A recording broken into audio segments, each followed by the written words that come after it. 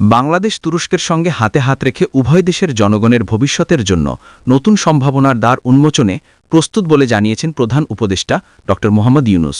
সোমবার অতিথিভবন যমুনায় তুরস্ক বাংলাদেশ সংসদীয় মৈত্রী গ্রুপের সভাপতি ও তুর্কি পার্লামেন্ট সদস্য মেহমেত আকিফ ইলমাজের নেতৃত্বে 5 সদস্যের একটি সংসদীয় প্রতিনিধি দল সাক্ষাৎ করতে গেলে একথা বলেন তিনি।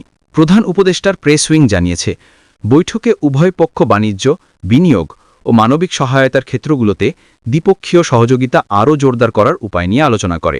মেহমেত আকিফ ইলমাজ বলেন, তুরস্ক ও বাংলাদেশের মধ্যে গভীর সাংস্কৃতিক ও ঐতিহাসিক সম্পর্ক বিদ্যমান। তিনি দুই দেশের মধ্যে বিদ্যমান দৃঢ় বন্ধুত্বপূর্ণ সম্পর্কের উপর আলোকপাত করেন। ইলমাজ জানান, প্রতিনিধি দলটি রোববার কক্সবাজারে রোহিঙ্গা শিবির পরিদর্শন করেছে এবং তুর্কি বিভিন্ন সরকারি এবং বেসরকারি সংস্থা, বিশেষ করে তুর্কি ফিল্ড হসপিটালের মানবিক কার্যক্রম সম্পর্কে অবহিত হয়েছে।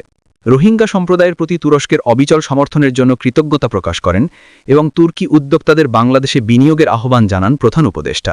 তিনি বলেন, বাংলাদেশ উন্নত বাজারে রপ্তানির জন্য একটি উৎপাদন কেন্দ্র হিসেবে গড়ে উঠতে সক্ষম। ড মোহাম্মদ ইউনূস বলেন, অন্তর্বর্তী সরকারের দায়িত্ব গ্রহণের পর থেকেই আমি তুরস্কের সঙ্গে ঘনিষ্ঠ সম্পর্ক আরও গভীর করার ওপর গুরুত্ব দিচ্ছি।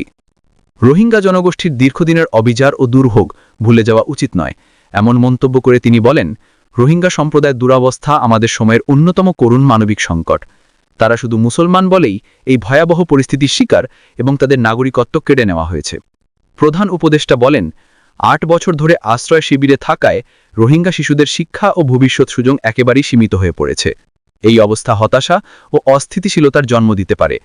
প্রধান উপদেষ্টা তুরস্কের প্রেসিডেন্ট রেসেপ তাইয়েব এরদোয়ান ও তার স্ত্রীকে বাংলাদেশের প্রতি তাদের অব্যাহত সহায়তা ও সংহতির জন্য আন্তরিক কৃতজ্ঞতা জানান।